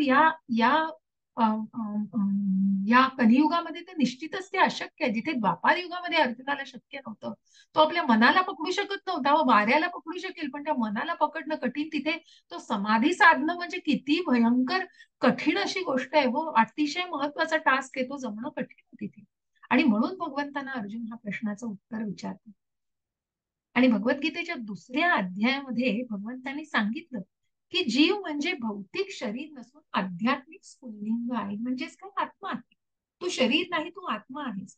परमसत्य आध्यात्मिक पूर्णत्व आहे. 7व्या अध्यायामध्ये सांगितलं की जीव हा परमसत्याचा अंश आहे, परमात्म्याचाच हा आत्मा अंश आहे. म्हणून त्याने आपले ध्यान परमसत्यावर पूर्णपणे केंद्रित करणे अत्यावश्यक आहे. पुन्हा 8व्या अध्यायामध्ये भगवंत सांगतात, देहत्याग करते वेळी जो कोणी कृष्ण चिंतन करतो त्याला तात्काळ आध्यात्मिक जगताची कृष्ण लोकाची प्राप्ती होते. आणि म्हणून आपण जेव्हा जिथे ऐकलं की मृत्यू समयी भगवंतांचं स्मरण करणं, की भगवंत निश्चित त्याची काळजी घेतात. जेव्हा तुम्ही आयुष्यभर ते स्मरण करत आले असतात तेव्हा मृत्यू समयी तुमची जरी शारीरिक स्थिती तशी नसेल तरी भगवंत निश्चितच ती काळजी घेतात. क्षेमम. आणि भगवंत ती अहैतुकी कृपा तुमच्यावरती निश्चित दाखवतात. आणि म्हणूनच अशा प्रकारे भगवंत निश्चितच त्या मृत्यू समयी भगवंतांचं स्मरण होईल याची काळजी घेतात. आणि मग ते स्मरण झाल्यामुळे त्याला त्या भगवत धामाचीच प्राप्ती होते. आणि नंतर पुन्हा तात्काळ प्राप्त होते आणि आध्यात्मिक जगताची कृष्ण लोकाची प्राप्ती होते. 6व्या अध्यायाच्या शेवटी भगवंतांनी स्पष्टपणे सांगितले की सर्व योग्यांमध्ये जो सदैव आपल्या हृदयामध्ये कृष्ण स्मरण करतो तो परमसिद्ध योगी, की जो परिपूर्ण योगी कोण म्हटले, जो मनावरती नियंत्रण करतोय आणि आपल्या हृदयामध्ये मग फक्त कृष्णाचं जो स्मरण करतोय, अविरत स्मरण करतोय, तो हा परिपूर्ण योगी होय. म्हणून जवळजवळ प्रत्येक अध्यायाचा अंतिम निष्कर्ष हाच आहे की मनुष्याने श्रीकृष्णाच्या साकार रूपावर अनुरक्त झाले पाहिजे, कारण हीच सर्वोच्च आध्यात्मिक अनुभूती आहे. आणि मग या योग्यांमध्ये भगवंतांनी 2 प्रकार सांगितलेले आहेत. या दोहोंपैकी कोणता वर्ग अधिक परिपूर्ण आहे आणि कोणता मार्ग अधिक सुकर आहे हे निश्चित करण्याचा अर्जुन पुन्हा प्रयत्न करतो. कारण या निर्विशेष ब्रह्मज्योतीवर का मग या साकार अशा भगवान रूपावरती हे करायचं आहे. म्हणून तरीही असे लोक आहेत की जे श्रीकृष्णांच्या साकार रूपावर अनुरक्त नाहीत. कृष्ण रूपापासून ते इतक्या दृढपणे अनासक्त झालेले असतात की भगवद्गीतेवर भाष्य करतानाही ते लोकांना श्रीकृष्णांपासून दूर नेण्याचा किंवा त्या लोकांचा भक्तिभाव निर्विशेष ब्रह्मज्योतीवर केंद्रित करविण्याचा प्रयत्न करतात. तशा प्रकारे लोकांना ते ज्ञान दिलं जातं. अव्यक्त आणि इंद्रियातील परम सत्याच्या निर्विशेष रूपावरील ध्यानास ते प्राधान्य देतात. म्हणून तो अव्यक्त रूप की जे साकार नाहीये, ज्याला रूप नाहीये, अशा स्वरूपावर ते ध्यान केंद्रित करण्याचा सल्ला देतात आणि त्या प्रकारे लोकांना सांगत असतात. आणि म्हणून अशातल्या 2 प्रकारांपैकी भगवंतांना अर्जुन हा प्रश्न विचारतोय आणि म्हणून दुसऱ्या शब्दात सांगायचं तर तो आपल्या स्थितीचं स्पष्टीकरण करण्याचा प्रयत्न करीत आहे. कारण तो श्रीकृष्णांच्या साकार रूपामध्ये अनुरक्त झालेला आहे. भगवंतांच्या भगवान रूपाशीच अर्जुन निगडीत आहे म्हणून तर तो विश्वरूप बघितल्यावर म्हणून तर तो एवढा व्यथित झाला.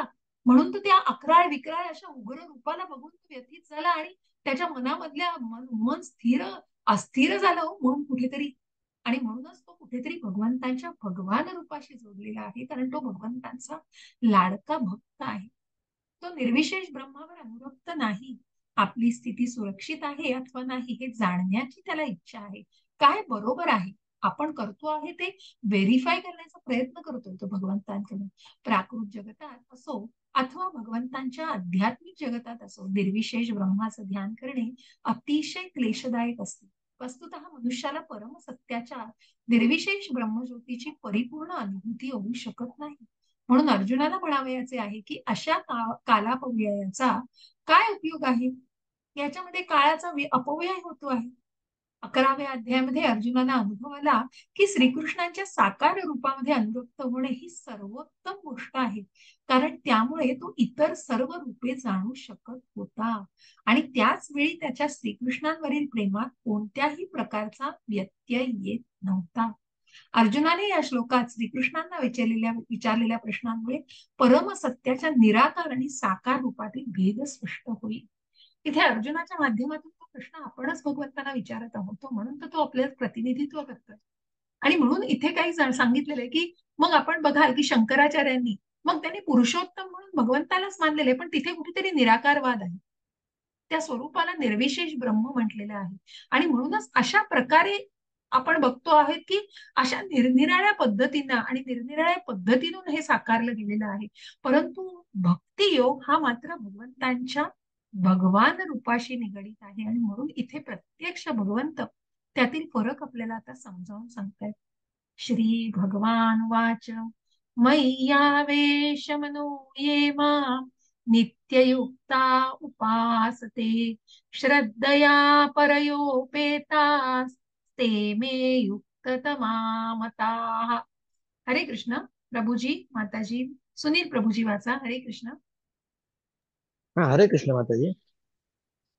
श्री भगवान म्हणाले, हे आपले मन माझ्या साकार रूपावर स्थित करतात आणि दिव्य श्रद्धेने माझी सतत उपासना करण्यासाठी संलग्न झालेले असतात, ते माझ्या मते सर्वोत्तम आहेत. हरे कृष्ण माताजी.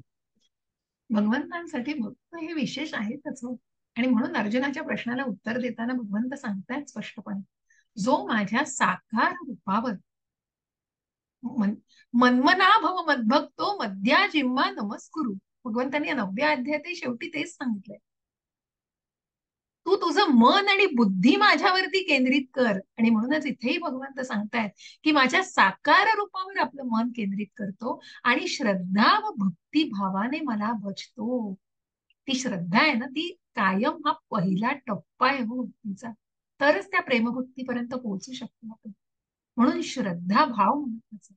श्रद्धा व भक्तिभावाने मला भजतो तोच योग्यांमधील परमसिद्ध पुरुष होय, हे भगवंताने इथे स्पष्ट केलेलं आहे. अशा कृष्ण भावना भावित व्यक्तीच्या कोणत्याही क्रिया भौतिक नसतात, कारण तो सर्व काही श्रीकृष्णां प्रित्यर्थ करत असतो. सर्वम कृष्णार्पणम. त्याला कुठल्याही त्याच्या कर्माची फळं नको असतात.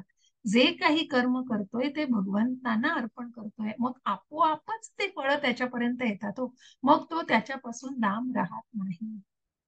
शुद्ध भक्त निरंतर सेवेमध्ये संलग्न असतो. कधी तो जप करीत असतो, कधी कृष्ण कथेचे वाचन किंवा श्रवणम कीर्तनम स्मरणम वंदनम अर्चनम पाद्य सेवनम साख्यम दास्यम आत्मनिवेदनम. अशा या भक्तीच्या नवविध सेवा आहेत. आणि म्हणून तो कधी प्रसाद तयार करतो अथवा श्रीकृष्णांसाठी काही खरेदी करतो, तो बाजारात जातो, कधी मंदिर मार्जन करतो अथवा भोजन पात्र स्वच्छ करतो. तो जे काही करतो ते सर्व भगवंतां प्रित्यर्थच करतो. अशा रीतीने एक क्षणही तो वाया घालवत नाही. असे कर्म म्हणजे समाधिस्थ कर्म होय, कृष्ण भावना भावित कर्म होय.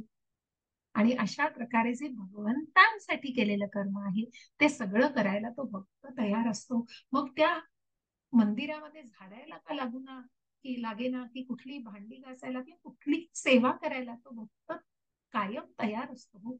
आणि मग तो कुठलाही एक क्षणही तो भगवंतांच्या सेवेशिवाय वाया घालवीत नाही. मग भगवंत सांगतायत पुढे, ये त्वक्षरम निर्देशम अव्यक्तम पर्युपासते सर्वत्रंगमचिन्त्यं च कूटस्थं अचलं ध्रुवं संनियम्येन्द्रियग्रामं सर्वत्र समबुद्धयः ते प्राप्नुवन्ति मामेव सर्वभूतहिते रताः. हरे कृष्ण माताजी. अजून कोणी वाचणार आहे का वाचू? ठीक आहे. मी वाचू? वाचा माताजी, वाचा वाचा. परंतु जे सर्व इंद्रियांचे संयमन करून आणि सर्वांच्या ठाई समबुद्धी ठेवून अव्यक्त इंद्रियातीत सर्वव्यापी अचिंत्य अविकारी स्थिर आणि अचल अशा परमसत्याच्या निर्विशेष रूपाची पूर्ण उपासना करतात, ते सर्वांच्या हितार्थ संलग्न होऊन शेवटी माझीच प्राप्ती करतात. हरे कृष्ण. आणि म्हणून भगवंतांची उपासना करतायत त्या मार्गावरती आहे. आणि म्हणून भगवंत म्हणतायत की ते सर्वांच्या हितार्थ संलग्न होऊन शेवटी ते कृष्ण भावनेमध्येच येत आहेत, भगवंतांच्या धामाची निश्चित प्राप्ती करतात. परंतु काय, तो टप्पा कसा आहे, तो टप्पा ब्रह्म परमात्मा आणि मग भगवान. जे प्रत्यक्षपणे भगवान श्रीकृष्णांची उपासना करीत नाही परंतु इतर अप्रत्यक्ष पद्धतीने त्याच उद्दिष्टाच्या प्राप्तीकरता प्रयत्न करतात, त्यांना शेवटी कृष्ण प्राप्ती होते. अनेक जन्मांनंतर ज्ञानी मनुष्य वासुदेव हेच सर्व काही आहेत हे जाणून माझा आश्रय घेतो. अनेक जन्मांनंतर मनुष्याला जेव्हा पूर्ण ज्ञान प्राप्त होते तेव्हा तो भगवान श्रीकृष्णांना शरण जातो. कारण ते जे ज्ञान आहे ना, इथे पुन्हा आपण बघू की ज्या अर्थार्थी ज्ञानी आणि जिज्ञासू यातल्या ज्ञानी मनुष्याला भगवंताने श्रेष्ठ म्हणलंय. कारण ह्या ज्ञानानेच पुढे जातो.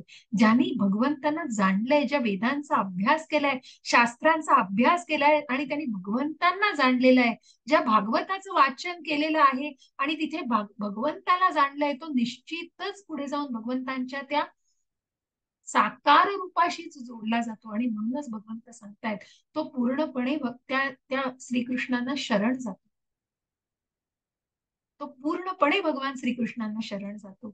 या श्लोकामध्ये सांगितल्याप्रमाणे जर मनुष्याला भगवत प्राप्ती करावयाची असेल तर त्याने इंद्रिय संयमन करणे, प्रत्येकांची सेवा करणे आणि सर्व प्राणीमात्रांच्या कल्याणार्थ कार्य करणे अत्यावश्यक आहे. अत्यावश्यक आहे. याचा गर्भितार्थ असा आहे की त्याने भगवान श्रीकृष्णांना शरण जाणे आवश्यक आहे. अन्यथा परिपूर्ण अनुभूती होऊ शकत नाही.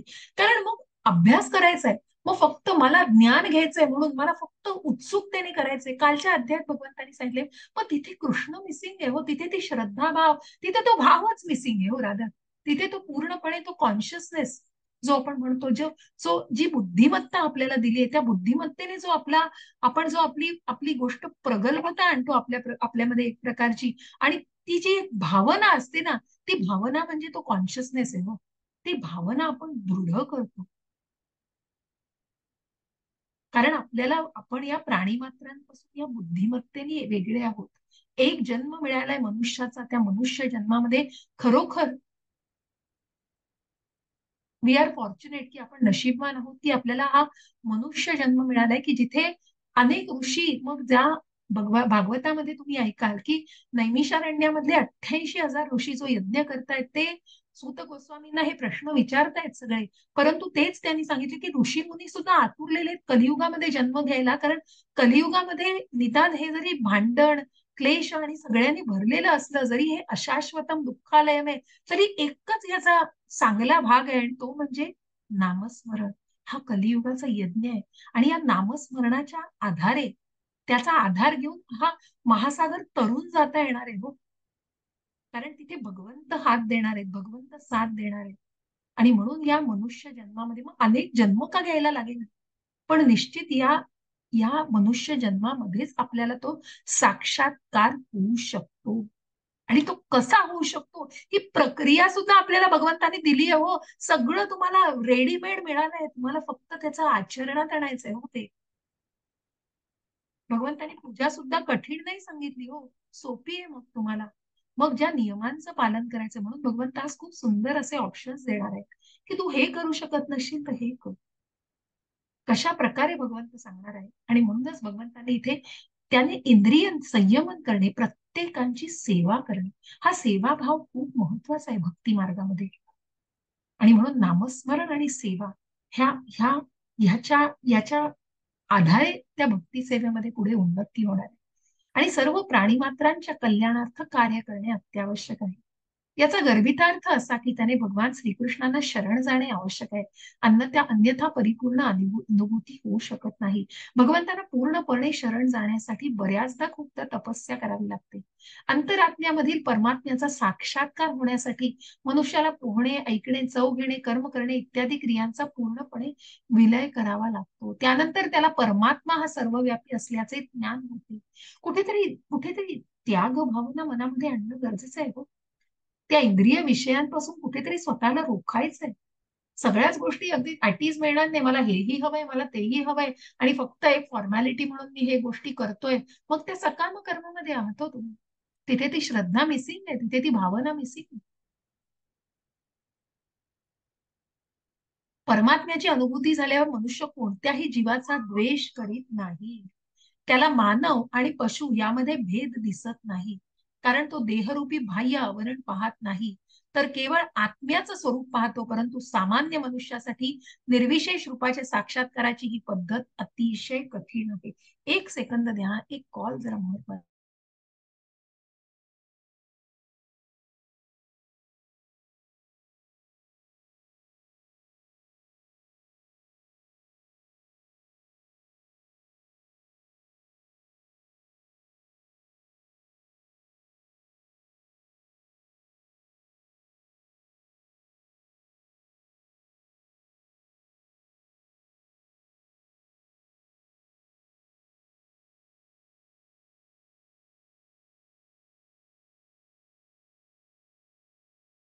हरे कृष्ण, क्षमासो. आणि म्हणूनच देहरूपी बाह्य आवरण पाहत नाही, कारण जो त्या साक्षात्कारामध्ये आलेला आहे, जो त्या भगवत भक्तीमध्ये आलेला आहे, जो कृष्ण भावनेमध्ये आलेला आहे, तो स्वतःला त्या शारीरिक रूपाशी निगडीत धरत नाहीये. आणि म्हणून मग तो प्रत्येकाच्या हृदयामध्ये परमात्म्याचा निवास बघतोय. आणि म्हणूनच मग तो कुठलाही भेद करत नाही. म्हणून जे 4 प्रिन्सिपल्स आपण बघतो बघा, की जे कठोर असे नियम आहेत इस्कॉनचे, मांसाहार करू नका, कारण तुम्ही तिथे कुठेतरी मत्सर करतायत दुसऱ्या प्राण्यांचा. ती जी मत्सरी भावना आहे ती वाईट आहे. स्वतःच्या इंद्रिय तृप्तीसाठी तुम्ही इतर प्राण्यांचा का वध करताय? तुम्हाला जिथे ऑप्शन्स आहेत, तुम्हाला भाजीपाला, फळं, फुलं, दूध, इतक्या इतक्या इतर गोष्टींचं तुम्हाला ऑप्शन आहे, आणि तरीही भगवंत सांगतायत की ती भाजीपाला सुद्धा तोडताना निश्चितच त्या जीवाला, पण जसं आपण म्हणतो एखाद्या वाघाने बकरीला खाल्लं तर तो पाप नाही करत, कारण ते त्याचं अन्न आहे. त्याचप्रमाणे जे आपलं अन्न आहे, पण तेही भगवंतांना अर्पण करून जेव्हा आपण खातो तेव्हा ते कृतज्ञतेच्या भावाने आपण ग्रहण करतो. आपण त्या नैवेद्य म्हणून आपण त्याचा स्वीकार जेव्हा करतो तेव्हा ते योग्य पद्धतीने स्वीकारलं जातं. आणि म्हणूनच या प्रत्येक गोष्टीला की तुम्ही जुगार खेळू नका, कारण तुम्ही असत्याला मानू नका. त्यानंतर तुम्ही मद्यपान करू नका, स्वच्छतेचं हे गोष्ट दिले. त्यानंतर तुम्ही मद्यपान करू नका, कारण कुठेतरी तिथे चुकीचे भाव मनामध्ये आहेत. ह्या गोष्टींना तुम्ही जास्त दृढ करू नका. आणि तुम्ही इलिसिट सेक्स म्हणजे मैथून करू नका चुकीच्या पद्धतीने, कारण का तिथे तुम्ही चुकीची, तिथे हे स्वच्छतेच्यासाठी योग्य नाही, आणि ती अतिशय चुकीची आणि अतिशय असत्य अशी अतिशय वाईट गोष्ट आहे ती. आणि अशा गोष्टीला तुम्ही कुठेही बळी पडू नका. आणि म्हणूनच या 4 प्रिन्सिपल्सना पाळणं, हे कठोर नियम पाळणं हे प्रभुपादांनी सांगितलं, कारण या सगळ्याशी भावना जोडल्या गेल्या आहेत. आणि म्हणूनच भगवंतांनी सांगितलेलं आहे की जो प्रत्येकाच्या हृदयामध्ये परमात्म्याला बघतो आणि मग तो देहरूपी बाह्य आवरण पाहत नाही, तो केवळ आत्म्याचं स्वरूप बघतो. परंतु सामान्य मनुष्यासाठी काय, जो स्वतःला अजून त्या जे रिअलायझेशन त्याला झालेलं नाही, तो कुठेतरी देहभावनेशीच निगडीत आहे. हो, माझा देह आणि मी, मग या देहाला करण्यासाठी काय काय करू, हे करू, हे खाऊ. मग आपली जी ज्ञानेंद्रिय आहेत हो सगळी, जिभेला चोचले, कानाला छान छान ऐकायचंय, नाकातले छान छान वास येत आहेत, डोळ्याला असं बघायचं आहे, आणि मग ते स्पर्श असे हवेत, हे सगळं आपल्या या सगळ्या भावना आहेत हो. आपल्या ज्ञानेंद्रियांना आपण उकसवतो, त्याप्रमाणे आपण त्यांना तसं तसं ट्रेन करतो हो आपण, आणि तशा त्या भावना व्यक्त होत असतात. आणि म्हणूनच इथे त्या इंद्रिय विषयांपासून स्वतःला परावृत्त करणं हे अतिशय महत्वाचं काम कृष्ण भावना भावित मनुष्यच करू शकतो, सामान्य मनुष्य नाही. आणि म्हणून जसं आपण म्हणतो, मग प्रपंचात राहूनही या गोष्टी शक्य आहेत. मग भगवंतांनी प्रत्यक्ष प्रभुपादांचे तुम्ही स्टेटमेंट्स मी बरेच ग्रुपवर टाकत असले की गृहस्थाश्रमातील व्यक्तीही अतिशय शांतपणे अशा कृष्ण भावनेमध्ये त्या आपला सगळा प्रपंच सांभाळूनही या नीट शांत व्यतीत करू शकतो आयुष्य, जेव्हा तो कृतज्ञतेच्या भावनेने जगत असतो. मग त्याला काही त्यागायची, खूप त्याग करण्याची नाही गरज आहे, मग काही नियम पाळायचे, मग तेच भगवंतांनी पुढे सांगितलेलं आहे. आणि म्हणून ही कृष्ण भावना महत्वाची आहे. त्या भावनेमध्ये स्वतःला आत्मसात करणं हे महत्वाचं आहे. परंतु सामान्य मनुष्यासाठी निर्विशेष रूपाच्या साक्षात्काराची ही पद्धत अतिशय कठीण आहे, कारण मग त्या टप्प्यावरून, जेव्हा त्या टप्प्यावरून मनुष्य पुढे जातो, ती गोष्ट जरी भगवंतांपर्यंत पोहोचवत असली तरी ती कठीण आहे. आणि म्हणून हा भक्तीचा मार्ग हा अत्यंत सुलभ आहे. क्लेशोऽधिकतरस्तेषाम् अव्यक्तासक्तचेतसाम् अव्यक्ता हि गतिर्दुःखम् देहवद्भिर्वाप्यते. हरे कृष्ण. कोणी वाचू शकता? प्रभूजी, माताजी वाचू का? वाचा माताजी, वाचा. हरे कृष्ण. ज्यांचे मन परम सत्याच्या अव्यक्त निर्विशेष रूपामध्ये आसक्त झालेले आहे, त्यांना प्रगती करणे अतिशय क्लेशदायक आहे. त्या मार्गात प्रगती करणे हे देहधारी जीवांसाठी नेहमीच अतिशय दुष्कर असते. तात्पर्य वाचायचंय? नाही, ठीक आहे माताजी, आपण थोडं मधल्या काही गोष्टी घेऊन आपण त्याचं विवेचन करूया. हरे कृष्ण. हरे कृष्ण. खूप धन्यवाद माताजी. तर इथे बघा, जसं मी म्हंटल की जो देहधारी जीवांसाठी, जो आपल्या देहाशी निगडीत आहे, खूप कठीण आहे, खूप कठीण आहे. आपण हे सांगणं इतकं सुलभतेने सांगू शकतो, तितकं ते आचरणात आणणं खूप कठीण आहे.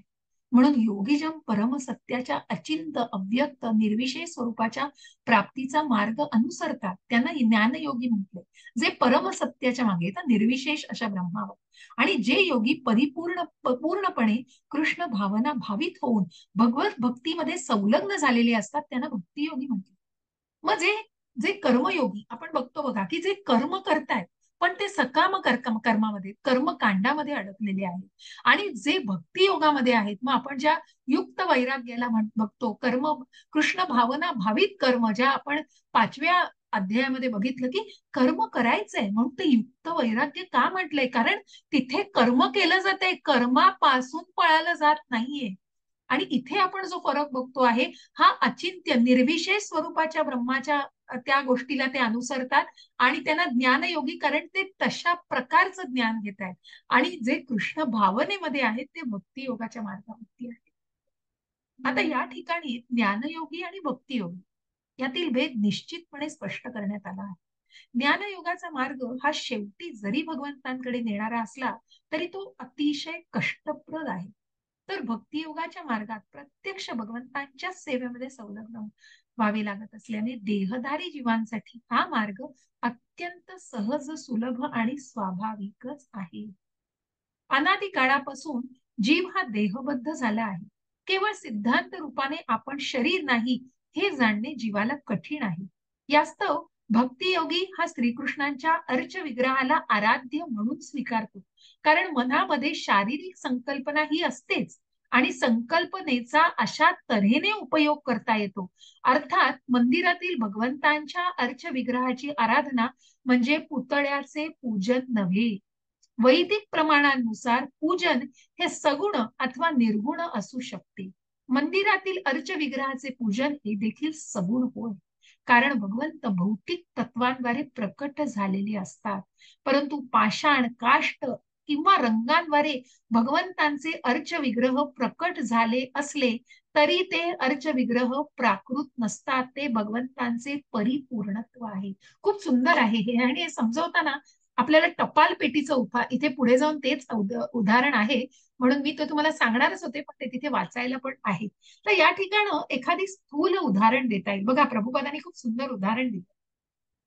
आपल्याला अर्च विग्रहाची पूजा बघा, की अर्च विग्रह, मग हा अर्च विग्रह म्हणजे काय, तर भगवंतांची प्राण प्रतिष्ठा. जसं आता अगदी अगदी ताजं आपल्या म्हणजे आपलं राम मंदिर अगदी अगदी लगेच आपल्या मनात येणार की ज्या रामाची प्राण प्रतिष्ठा केली गेली, ज्या आपल्या नरेंद्र मोदींनी पंतप्रधानांनी स्वतःला 11 दिवसांचं व्रत करून, त्यांना कुठलं काही सांगितलं नव्हतं पण स्वतःला त्यांनी सिद्ध केलं आणि त्या व्रतामध्ये राहून त्यांनी ती प्राणप्रतिष्ठा केली, कारण आपण भगवंतांची प्राणप्रतिष्ठा करणार आहोत.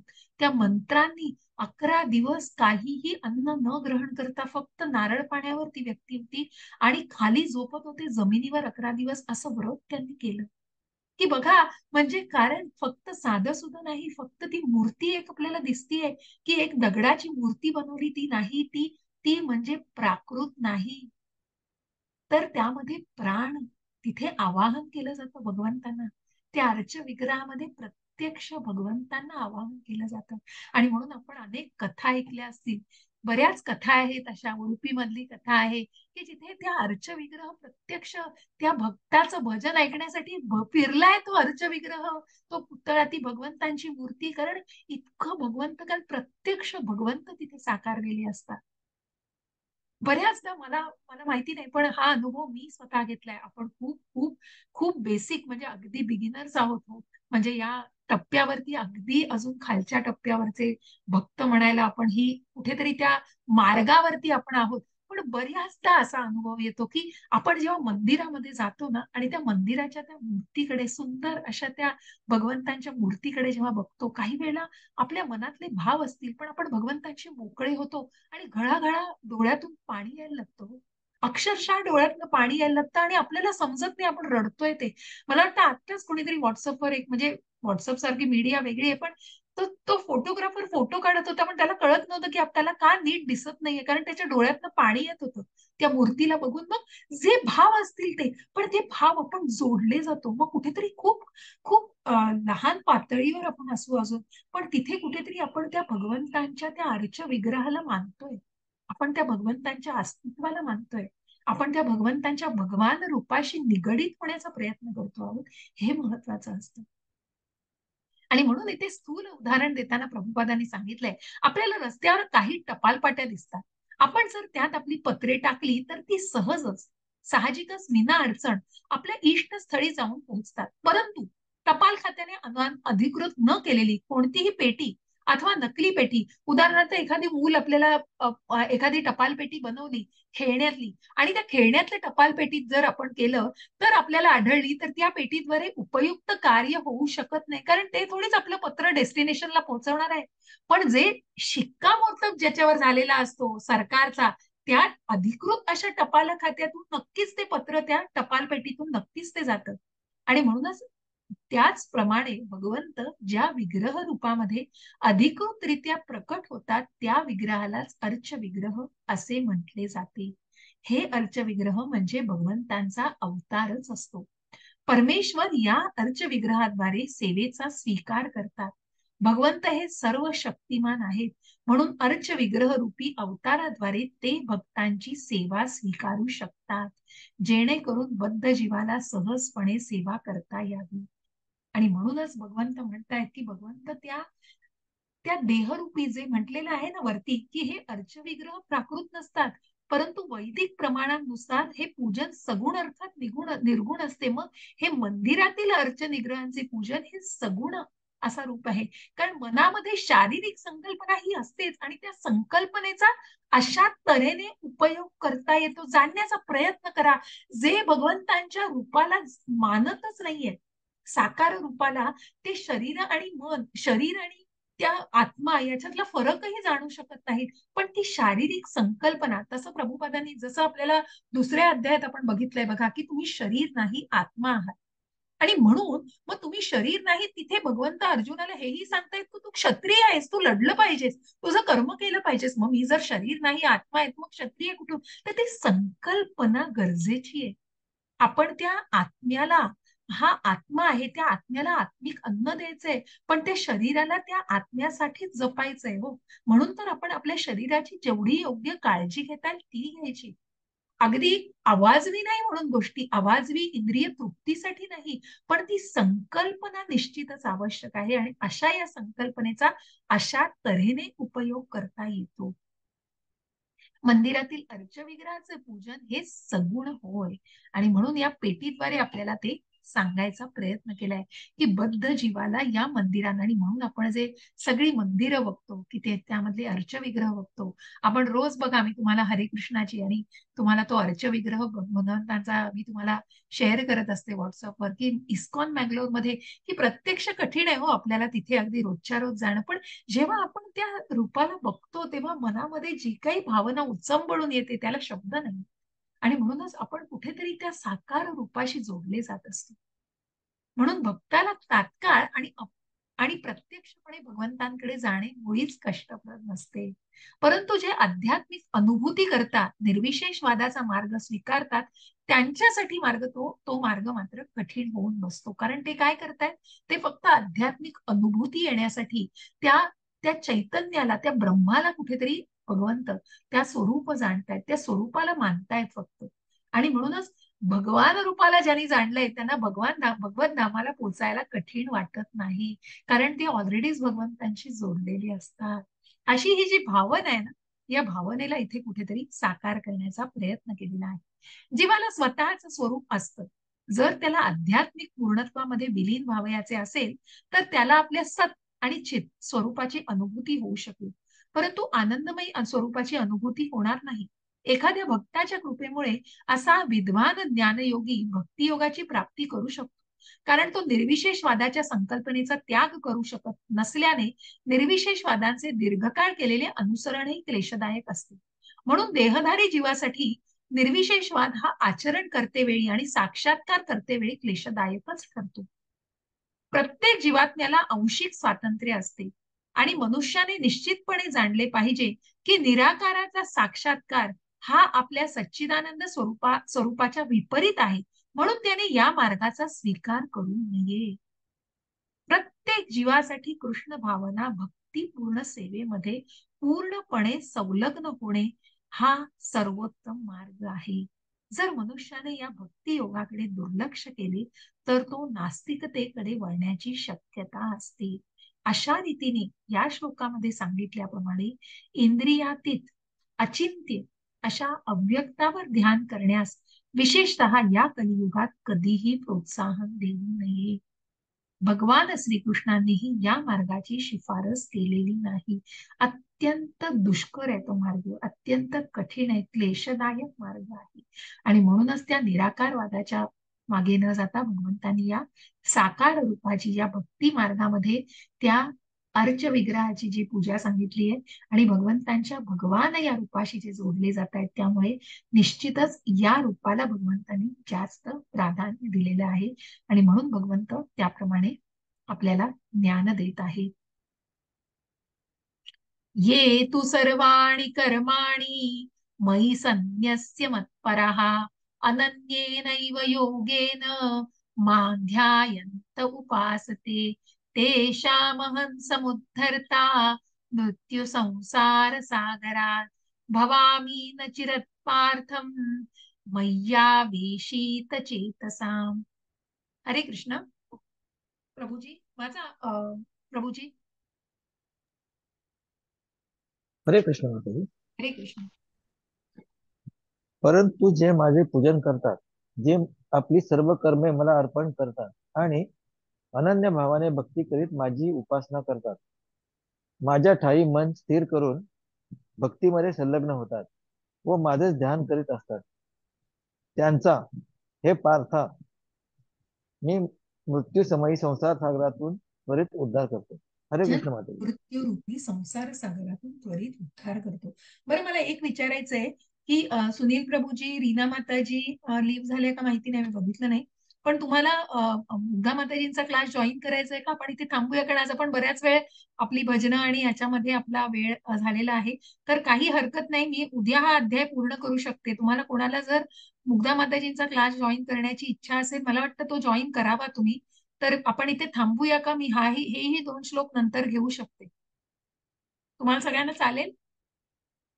माताजी थांबून जा ना, माझं मिस होऊन जाईल. मग चालेल, मग हरकत नाही. मी काय करते, इथे थांबूया आपण. मी नाही कंटिन्यू करत माताजी, हो काळजी माताजी. करू नका. आपण उद्या हे कंटिन्यू करू. ठीक आहे, काही हरकत चालेल. नाही. ओके. आपण आज भगवंत प्रभू रामांचा उत्सव साजरा केलेला आहे, प्रतिष्ठापना उत्सव. तर काही हरकत हरे नाही. कृष्ण जर माताजी. सगळ्यांची परमिशन असेल तर. हा बोला प्रभूजी. मुग्धा माताजींचा कोणता क्लास असतो? हा ना, जे शेल्टर आणि इनिशिएशन, जे गुरु आश्रय आणि दीक्षा या संदर्भातलं ते मार्गदर्शन करतात प्रभूजी रोज 6 ते अच्छा 7. हो का? अच्छा. ज्यांना दीक्षा घेण्याची इच्छा आहे त्या दृष्टीने ओके ओके जी मार्गदर्शन करीत असतात. ओके. हा, तर हरकत नाही. मी मीट मच्छी कुछ नहीं खाते हो? काही हरकत नाही. तर मैं आपण तो इथे खाती नहीं थांबूया दीदी, आणि उद्या आपण बाहर खाते हैं वो, अंदर नहीं बनाते. मैं खाती नहीं. माताजी, हम नहीं खाते. काळजी घ्या माताजी. हा, तर सॉरी. नाही हरकत नाही. तर आपण इथे थांबूया, कुणाचंही काही मिस होणार नाही याची काळजी घेऊ. तर रीना माताजी, आपण उद्या कंटिन्यू करू. सगळ्यांना काही हरकत आहे का? काही नाही काही नहीं माताजी. प्रॉब्लेम नाही, काही प्रॉब्लेम नाही. ठीक आहे, मग आपण उद्या नक्कीच हा अध्याय पूर्ण करू शकू. तर आपण उद्या सगळ्यांनी 4:25 ला भेटूया आणि उद्या आपण लगेच सुरुवात करू. तर मी शेअरिंग थांबवते, रेकॉर्डिंग थांबवते आणि प्रार्थनेने आपण सेशन एंड करूया.